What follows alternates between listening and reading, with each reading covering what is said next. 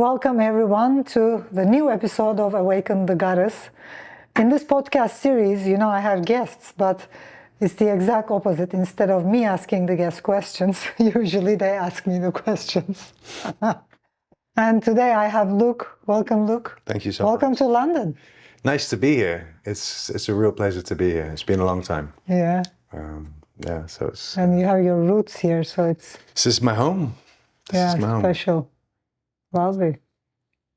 Maybe you'll come back here. We will see. Yeah, we will see. Okay. Yeah, we will see. Okay, so ask me anything. Let's start. Very nice to be here with you and to be in London with you.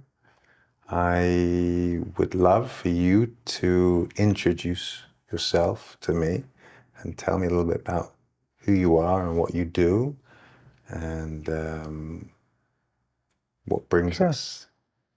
Should I start from my childhood or my general journey? What feels right to you in this point? Who I am. So the answer to who I am, I'll first start with what people view of me and who I am in the world's eye, which is how my mission and my vision in this lifetime is reflected onto the world, is a teacher in my purest reality, in my deepest truth. I was born as a teacher, and I was born as a spiritual teacher with a thing I would call many years ago, with a gift people have been calling for over the 25 years. But I didn't know it was a gift, but I was born with something, like some kind of a universal connection, universal wisdom of just knowing what the truth was and not having the distorted perceptions people have. And I didn't know what to do about it in my early childhood. And I'm not going to go into depth about, how I was born. But in general, I was born in a very painful and dark period of my family. So I was kind of like the light that shined upon them. So that was how they viewed me and how they experienced me, because it was the darkest of the darkest time of our lives, of their lives. And I was born into this darkness. And I even remember in the outside world, even when I was 2 years old, 3 years old, this chaos or this darkness or this stressed level of energy. Mm-hmm. I was born in Turkey, in Izmir, and I experienced the 80s, which was a big revolution happened in Turkey, and the armed forces took the control of Turkey and everything shut down. So it was like a big transformation economically. Everything crashed, and it was very difficult times when I was a child. So I remember this darkness outside of me, or this chaotic world outside of me. And I remember no matter what was happening on the outside, because I remember my mom was stressed and my dad stressed and people were sick and stressed. So I remember this kind of like this energy of kind of like darkness. And I remember no matter what happened on the outside, I was somehow able to just stay safe in my own being. Mm-hmm. And that's kind of like where I still am. Mm-hmm. And that's kind of like why people basically come to my seminars and workshops and retreats to experience that energy, because that energy is so subtle, that connection with truth, what is. That was going to be my next question. Yeah. So I wanted you to talk, because you mentioned truth. What is truth? It is this deep, deep, subtle silence and peace and just pure love. That's it, like silence and nothing else. I would call it subtle silence, which is not the emptiness of sound, mm-hmm. but which is the highest vibration of love. Does it have to be subtle? It is subtle. It's like this.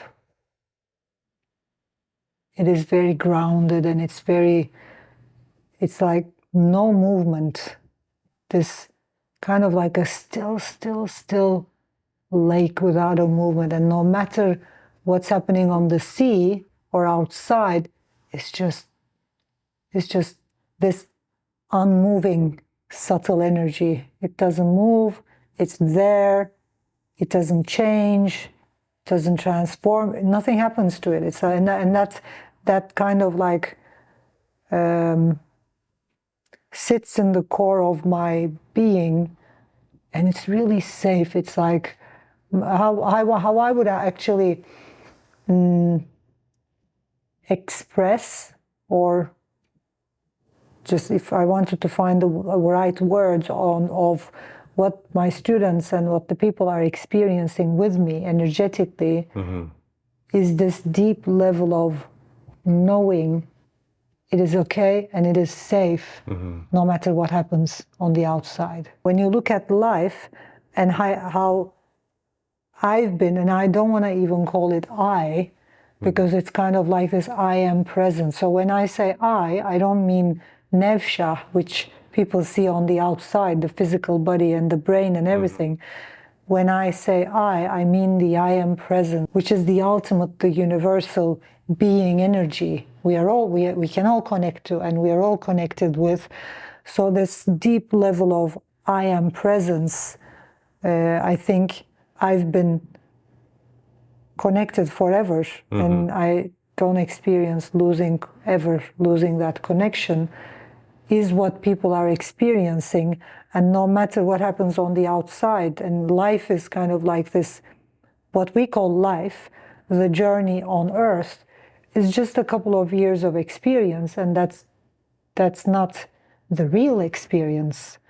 So it's like in my journey, in this lifetime, or in my journey with myself, with that connection with my being, I don't remember a time I took life seriously. And I think that's like, it was a big problem for me many years ago, especially when I was a teenager. It was a big problem. It was kind of like this whole big issue, because I was judging that. I didn't know it was a gift. I was judging it because it was so different from other people in the outside world. And because I was judging that, people were judging me. So I remember it was a big issue for my mom, for my dad, for my friends, but I just couldn't help it. I just couldn't take things as serious as other people did. And I could not move beyond the truth that kept on telling me, this is not real. So it's like, this is not real, this is not real, this is not, it's like, I just couldn't move past that truth, which was so loud in my being. It's like every second of my life, I knew that this will end.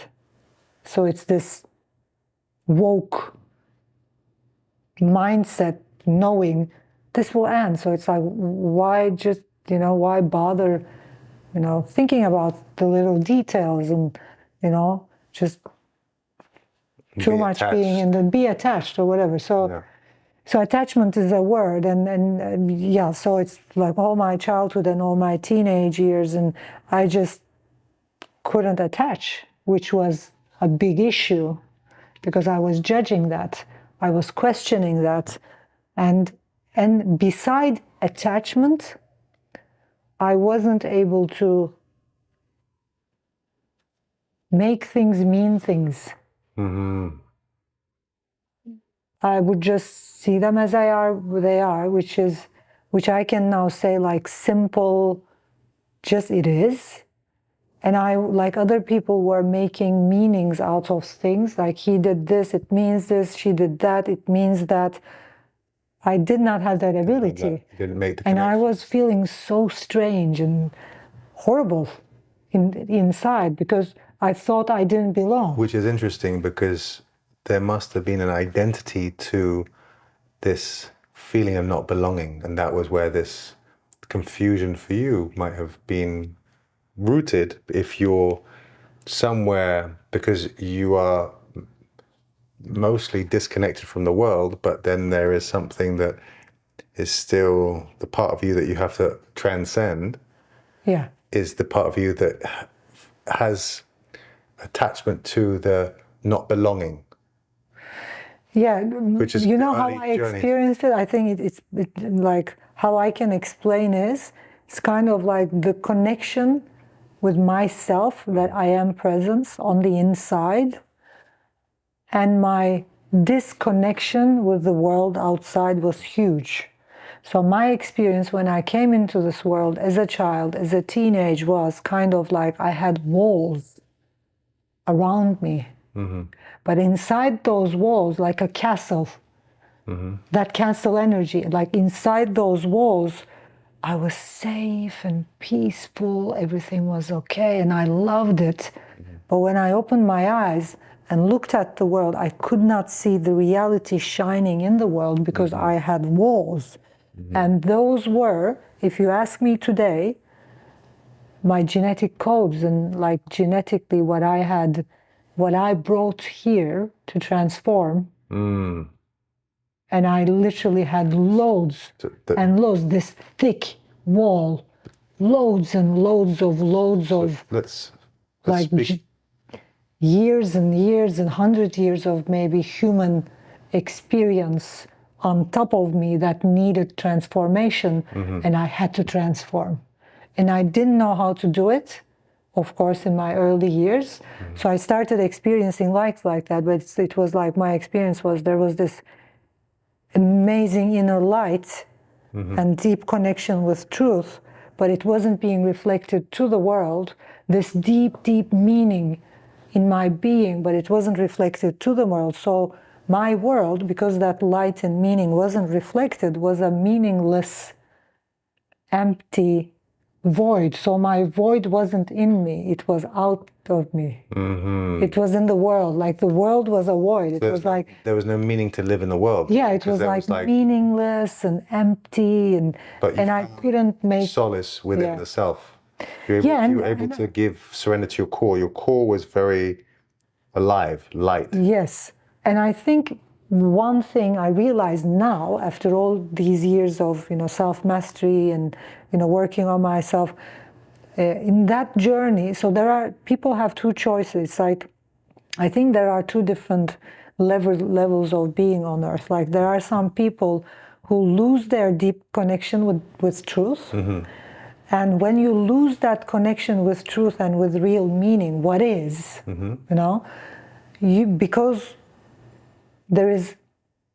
because your life lacks meaning, you start giving meaning to your life. So the people around me were giving meaning to their lives because they lost their connection, and they needed something meaningful in their life. So most of them, and right now when I look at the world, most people are like that, like the whole masses, they give meaning. They lack that connection to their core. Yes, because they are not connected with meaning. And can I just... Yes. The core, just to give clarity, what is the core connected to? So why is that part, why is there safety in the core that we can then, which your journey has been about transmuting that core and bridging it with the world? So yes, I'll come to that. Okay. So the masses and the biggest population in the world, I think, disconnect from that truth, that core, which I'm gonna dive into in a bit. And because they are disconnected, they choose to give meaning themselves. So they start looking at the flower and they say, this is beautiful or this is ugly. They start looking at something, this is good, this is bad. And there is this whole giving meaning process which leads to even more disconnection with distortion. Distortion. Because it's rooted in a separation. Yes. Disconnection from source. Yes. It does not understand its relationship to the core. Yeah. So in my story... So I understand. Yeah. So in my story, I wasn't able to disconnect from the truth. So I knew what meaning was, and the I am presence, I was the mean, and I was connected with the meaning.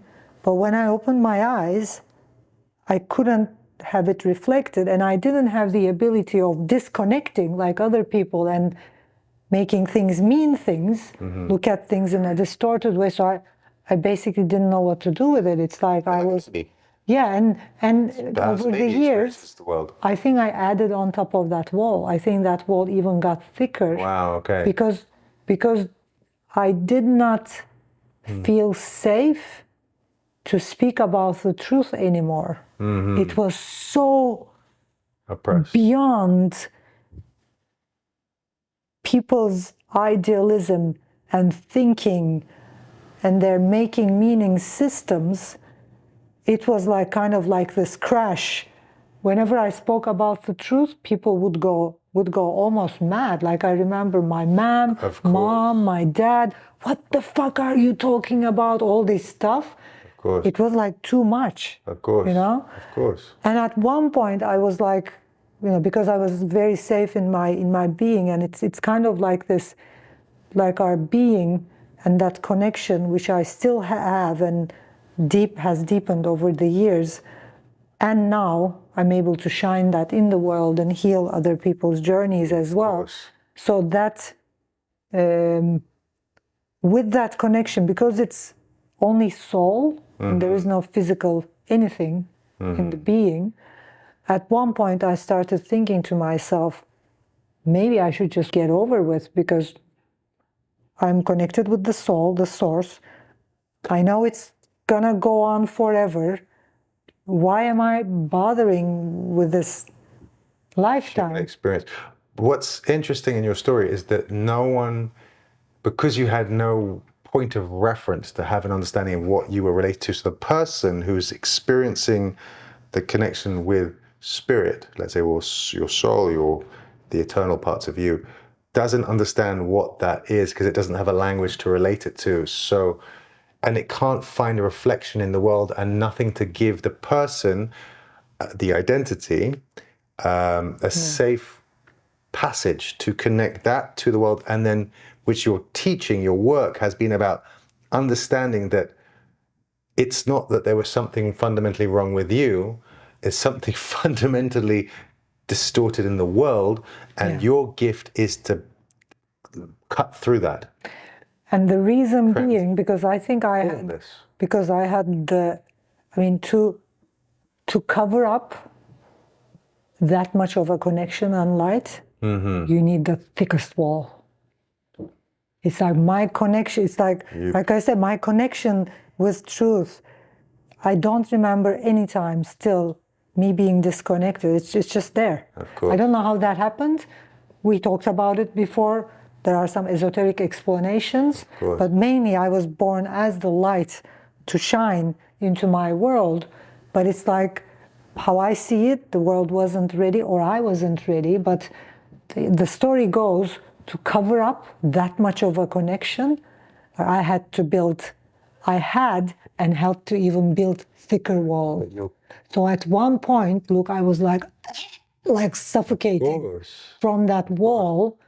I either had to break through it, but it's a disconnection, or connect through. But that wall is also, it's different ways of looking at that wall. So this is also, you're born in the Middle East, and there's a natural oppression towards the feminine, and that probably is felt. Truth, basically. Yeah, true. Like so you're feeling the weight of the shadow. If there's darkness and light, the weight of the darkness pushing against you, and you are born to. You're meeting that without any tools. You're just a lot of conditioning. There's nothing. You're just feeling all of that weight, and you're like, how to not? Because what we learn through life is refinement. How do we bring our essence to the world and cut through, transmuting, to even know that you're here to transmute, turn those walls into your building blocks, your tools. The walls, but broken down, they become the building blocks that you can then build the castles and the cities and of the new future, right? We transmute our darkness, or the darkness of the world, and that's something that I understand that you do. You take the darkness and you turn it into your power, and that's what you've done from this time of not having any. This is what your guidance of self-mastery is, your own personal journey, and then what you then brought to the world or what you bring to the world through your process of learning how to transmute that darkness and give your authentic self total permission to shine in the world. Yeah, and I think the reason why people have been experiencing amazing stuff in my retreats, and especially one-to-one experiences, like you probably heard me saying, like people came to my retreats who were unable to talk, started talking the second day. People came to my retreats with cancer, which got healed in the third day, and their doctors were amazed, what have you done? Or a lady came to a very young lady came with MS, and she wasn't able to walk. She came in with a wheelchair, and the doctors were saying she would probably have to start lying down because it's like her body wasn't functioning. Stood up in the third day, started walking, and she got better and better and better every day. And she's finished my coaching trainings. Now she's a coach and very well healthy. So it's like stuff happened, amazing stuff. How is that even possible? Yeah. So here I'm gonna come to. So I think, because I was like, first I was like, maybe it's because of the breath work, but then I checked with other teachers with the breath work and with the experience, stuff like these weren't happening, although they were teaching similar stuff. Like it was hardcore, and I didn't know how. And then I realized, because that wall I had was the thickest wall, and I had to break through it. And at one point in my life, I really came to this point, and I was truly thinking to myself, like, I either find a way to break open and break this wall, immediately. I needed it immediately. Or I'm gonna just end my life. I don't want to continue like this. I was very clear. I just don't want to continue like this, because I know what light is, what love is, and I want to experience it in the world. I'm not gonna. You want to see it reflected, and it's kind of like also. You want to see it in the mirror of life, and you don't want to see the shadow being just having dominance. And that's my mission in life. It's like. And that became a calling, and that became a mission. And when I say to my students, I do this work for personal reasons as well, that's why. So I broke open in 5 minutes or 10 minutes or in a breathwork session. It's like someone told me in a holotropic breathwork session, someone told me to breathe deeper. And then my breath got activated because I so much needed that opening. I was praying for it, and it was like so intense. I either wanted to break through or die. This is kind of like this crossing point of my life where this way or that way, it was that intense and that decisive. So at that session, I remember the breathwork session, probably the teachers that were leading the session were probably planned like an hour of session. I was there around 3 hours, 3.5 hours, just kept on breathing because my breath got activated. The only thing they told us was to breathe deeper. And it wasn't kind of like this intense, amazing session. People had amazing experience. It was just me having this amazing experience because my breath got activated. And I remember during this session, and my whole body I literally became a rock. Like my whole body was tense, and I kept on going because I know I was breaking through the wall. I kept on going, and at one point, they were freaking out because they thought I was gonna die. My lips turned purple, and my eyes were going backwards, and I remember connecting with all spiritual levels and all spiritual teachers. So when you told me, like in Kabbalah, there are 3 different names for 3 different levels of souls. In that, say it again. Nefesh, Ruah, Neshama. Those are the 3 first levels. So with that Nevşah energy, I think in that session, in a couple of hours, I connected with all levels of souls. And in the end, the way I ended the session was, I was certain I was in Jesus Christ energy. I was certain. I was certain, like I would feel the the whole tension and everything and all the pain. I was just breaking through in that hours of experience. And then the wall was gone. One session. And everything started shifting after that session. Everything. It's like, I remember the one experience that was very amazing was after that session the other day, and in that, it was a workshop, it was a Osho primal retreat. So it's kind of like this workshop where you go to your childhood and all that. We did lots of exercises, but breathing hit. And that's why I wanted to use breath work and became a breath work teacher and breathing scientist and got interested in breathing, So because I was like, whoa, opening. That was the Before that, I was meditating, I was doing yoga, I was reading spiritual books. It was kind of like, okay, I know these already, so what? You know, it was like reading spiritual books or reading books of spiritual teaching. Open, so you were fearlessly willing to stand in your power and your truth and just show up in the world unapologetically. Yeah, it was like, this energy. Like, because most of us, feel the connection to the light. I'm very connected to it through my own practice, but a willingness to fully, unapologetically be completely, authentically one's fullest expression, that's something else. Yeah, because it was a life and death matter. Because it's like, I'm not going to hide anymore. Anything. Yeah, exactly. I'm standing fully in my power, and I am, this is my path. This is connected to source, and source to spirit, and to that, the eternal. So I'm just aligned with that truth, that's energy, and it has to go. Yeah, the way I would interpret that is, my experience was like, this has to end. Either way. It's either gonna end today. And I'm gonna break through this wall. A lot of people do psychedelics, where it's like ayahuasca. And I was like, it's either gonna end, and I'm gonna break through this wall and just shine and make my life the expression of light and love, or I don't want to continue with this life, period. It was like that, I think made me. But it's to die before you die, because there's an ego. Yeah, I was ready to die. It's just ego death in many respects. Yeah, like, and I think in that session, it was kind of like a death and near-death experience, because they said I was breathing the whole time. I was like, but my whole, body was like a rock, and I remember feeling that wall, and I was in pain. I was in terrible pain. My body was in so much pain. I didn't care. I just didn't. I kept on going. Like, then I became a breath coach and a breath worker, and how long ago? And this is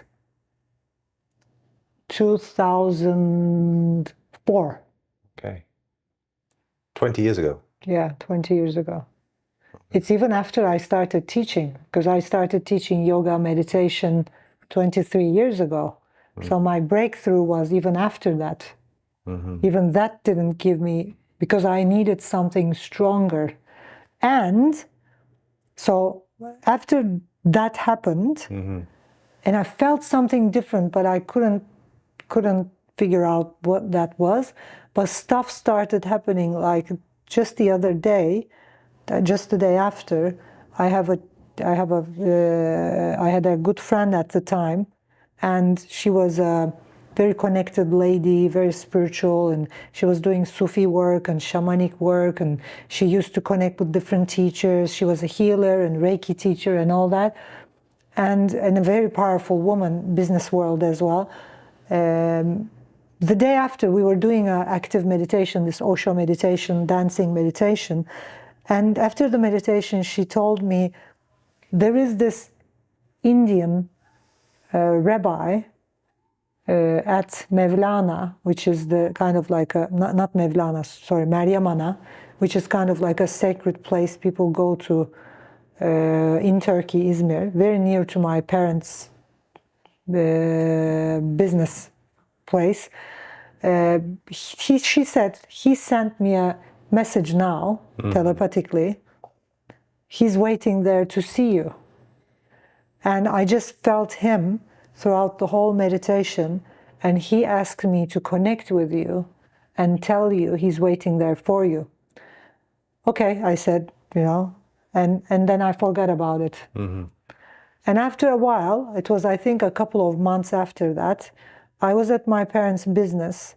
They have a printing house and a company and all that. And because I was also a partner in the business, I had to wait to sign some stuff, and I couldn't, I had to stay in their office for 4 to 5 hours to wait for the lawyers or wait for the signature, something about business.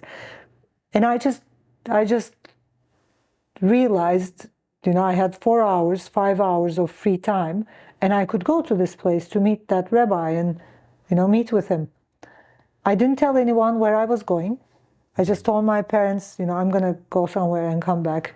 Took my mother's car. So it's kind of like this. Mariamana is the Virgin Mary's church in Izmir. So she used to live there and she used to stay there. So it's called the Virgin Mary Church, and people go there and pray, and the rabbi was there. So I told rabbi in a church in Turkey. Yes. An Indian rabbi. Not church. Synagogue? He was living on top of the church. It's a lot of different... In a house. Different energies coming in. Yeah. So I don't think he was religious, or I don't think he was religious. I think he was corely spiritual. Okay. So I didn't tell anyone. And I just went there and went into the church, prayed, went out, and there were bodyguards standing at the door. And the bodyguard turns to me and he says, he's waiting for you. And he shows me the way. There's a small gate, like a garden and gate, and there's a small little cottage at the top of the hill. So I opened the gate and went up the stairs, and I knock on the door, and there is this tiny, thin, old Indian guy, and he's probably 90 years old or something, like really old. And the moment he saw me and looked me in the eye, he starts crying, and he comes and starts kissing my hands. And he says stuff like, "You're here at last, you're here." And then at the time being, I was in a different mindset. Now I truly understand what was happening there. But then it was so brand new, like how can I explain? Like in my inner truth, I knew what was possible what was possible, unlimited, But because it was the first time that light and truth was shining, I couldn't grasp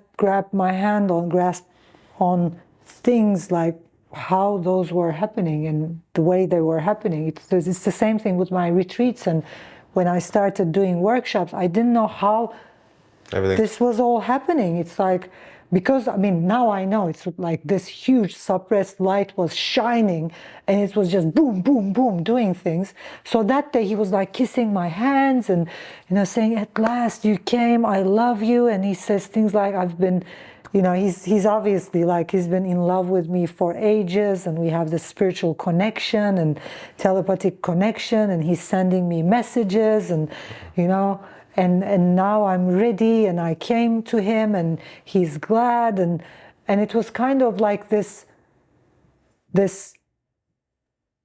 at that time, I was certain that he was waiting for me to die. But I couldn't put it into words, even to myself. I couldn't tell it to myself. But he told me, and he told me things. He was waiting for you to die? No, for him to die. He was waiting for me, for this meeting. Okay. He was holding on to life because he had to meet me. So there was this transitional exchange, energetic. Maybe energetic, but it wasn't even energetic exchange. It was kind of like he needed me to set his soul free. So it was kind of like this wisdom in me. This wisdom in me that even though I was true to myself and knew, I couldn't even accept it myself at the time being, that he did every spiritual practice, but there was this one thing which would set his soul free, and it was meeting me, looking me in the eye, and just being in the same space with me. He knew it. Like he knew he had, it's like I was the last kind of like stone to set his soul free kind of thing. And I couldn't accept it myself at the time. And even now, it's a pretty wild thing to it's a accept. wild thing, yeah. It's not like, it's not something you'd hear in a movie or, yeah, and but it's to experience, but to actually truly have this experience and to know that this is a reality, and to then, because the mind wants to understand how. Right? yeah. Then the thing is, the thing is, for me, it's not about the mind. In my experience, it's not about not understanding how I understand. Like I have the, it's like I know exactly what's going on. I'm certain, because I don't live in the material world like other people do. I live in another reality. I live in a spiritual reality, and now I'm able to state that. But at that time, I wasn't able to speak about it because so many people are disconnected from that energy. So many people are making things mean things and are in a distorted perception and not connected with the light. They don't understand and they would freak out. I don't freak out. I'm certain of what's going on, but they would freak out. So I think that's also the biggest reason why I couldn't own it in the world. I knew it, but I couldn't speak about it. I couldn't own it because I was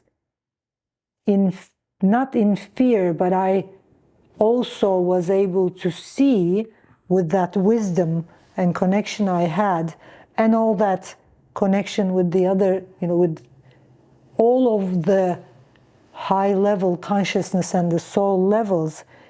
If I spoke about this when the time wasn't right, I would get myself killed like the others. So I even had that wisdom. That's a very good insight. So I had to wait. You've got to be ready because it's for the world to be ready. The world to be ready and to be able to hold it. Yes. So it wasn't about even me not understanding, but I couldn't accept it and own it to be able to reflect it to the world. And what happened is I go back, and then I think a week later or 8 days later, Filiz, my friend, calls me and she says, "You saw him, right?" And I say, "Yeah." I didn't tell her, by the way. She's also very spiritual. She knew because they had a spiritual probably connection as well, because she used to go and visit him and they were friends, and whatever he shared with her, I don't know. And she says he recently died. He either died that day or a day before, or and it was like a week or 10 days after we met, and everything got even clearer. Like I didn't know what I did, but I'm certain that I was able to set him free, his soul free, and a deep, deep healing happened. For many of the great teachers, there has always been some of the greatest masters of different faiths will have one student, and their whole life is about making that connection, that bridge of the soul with the one student before the many, that this was always a lineage of wisdom to pass it through, to pass something, to pass a teaching, but it's a connection, it's a bridge of souls, of energy that's going back through generations. What information is being passed through from the soul, what contract is being resolved in the upper worlds, right? What is it's very hard to put that into words, but it's a knowing of this meeting needed to happen, this exchange, and this awakening, this acknowledgement, this activation for myself, so then I can now begin to do the work that I'm here to do, passing that stick, because it's holding an energetic balance. Yeah, and now I feel very lucky, even because I have you in my life as a male, deeply connected with spirituality, because it's kind of like this message of now it's safe to even get more of it out there, because like we did a podcast a couple of days ago with Antonia, and about the awakened the goddess and the connection women have, females have with the womb. You know, in the Islamic tradition, the womb is Rahim and Rahman, which is the womb's name, where a child gets alive, where the creator is at a woman's body, that is Rahim, and Rahman is one of God's names. So it's like there are some prayers in the name of Rahim and Rahman, and it is the woman's womb is kind of like the house of God. It's the kingdom. Yes, it's the kind of like the house of God. So life is, but it's whole. It creates life. Yeah. So because we have that connection, because we literally experience that, like the creative force and one with creativity and spirituality, and because women have like 70% feminine energy and more spiritual connection, more meaning, not better or worse, but intense. So it's like we are less connected with the material world and the five senses. That's why we are lunatics when compared to man, because we are lunar and we're like outside of this world. It's like it is when, like the song, it's a man's world. This is a man's world. Like you're more connected with the material world and the systems and structures, and you know the way in the world better than us. In the world, it's just interesting because there's the different ways of relating. There's the feminine from a spiritual perspective, and the masculine spiritually, and the feminine materially and the masculine materially, because the feminine is more connected to physicality, because they're earth, they receive, so you're receiving, so that's the vessel, but spiritually we're channeling and also receiving. Yes, receiving, channeling, and it's like I think the mistake, and that was what we spoke with Antonia as well, and women would probably connect with that, you probably would. We made, a couple of 100 years ago, women made the mistake of speaking about their deepest connection, their level of spirituality, to men that did not have the spiritual connection yet. And they were burned and they were killed, because when you talk about these stuff, like the story I told you, this is truth. You know, this is like truth. It happened, really. And when I talk about this story to a man that doesn't have that spiritual connection, you know, not a woman, because women usually do understand spiritual stuff, they would probably name me mad and nuts and cuckoo, and you know, and that has been going on for hundreds and hundreds of years on earth, because man did not have much spiritual connection, and women were not wise enough to only speak about some stuff. Like there is a level of intensity you can only speak in a woman's circle. Women weren't wise enough to keep it there and speak it to man. And the mistake was, man's ego is much more powerful, and they are using that ego to achieve, to focus and to concentrate and to penetrate as well the world, the woman, everything. It's like to manifest. And woman's spirituality might feel like a threat to man if they are not fully, you know, balanced. And you know, it's like, because that spiritual power is huge. It's like that light, and you probably have been experiencing it with, you know, your partner Rachel, and because she's also very connected spiritually. You know, although she's younger than me, I see her growth as well, and where she'll end up in a couple of years. It's like she has that spiritual feminine sacred connection as she's flowing with that. And you probably experienced what that light can do, how it can shake. So it's like when the male is, and my husband did as well, like, you know, like we spoke about it, he fainted a couple of times, and that light is just that's allowing the masculine to fully break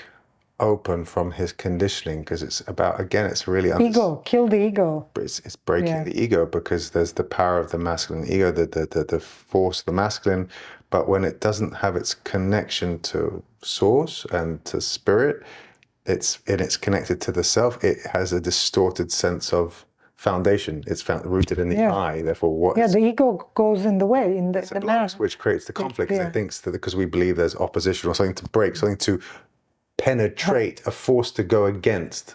It's like there's nothing to go against, because everything is one. So it's kind of like it just takes time. I'll make a joke now.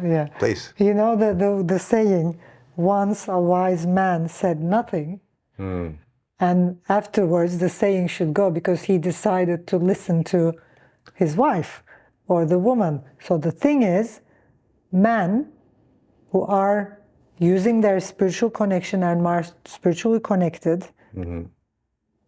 are connected because that spirit is Rahim and Rahman, that's the feminine energy.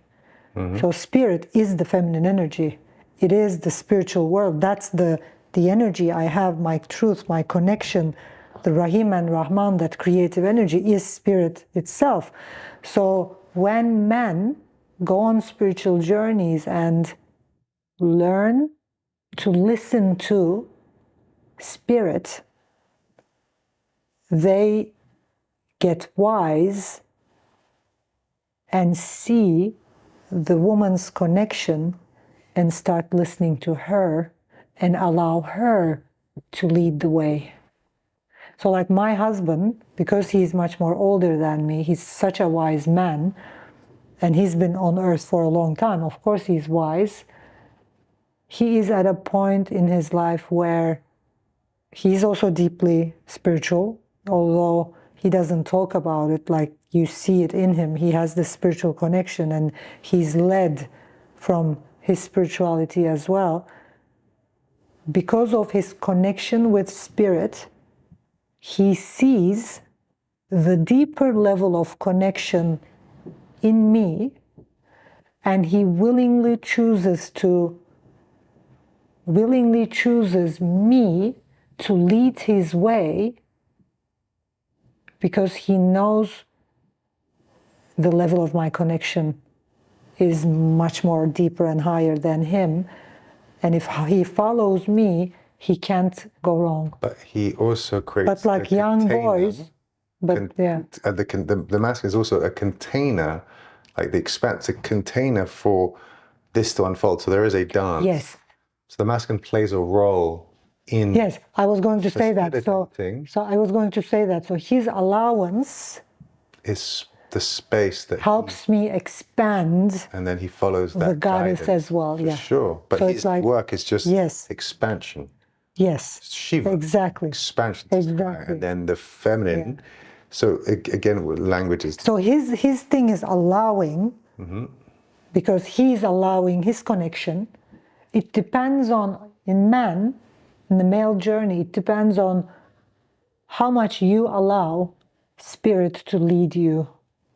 Because he's also being guided. Like and he's that level, it's like, that level, expansion. So that level allows the wisdom of the woman, and through that, he just lets the feminine, the spirit, lead the way, because with that he is wise enough to know that, you know, things just don't go wrong. But if you go with the ego's path, things might go wrong.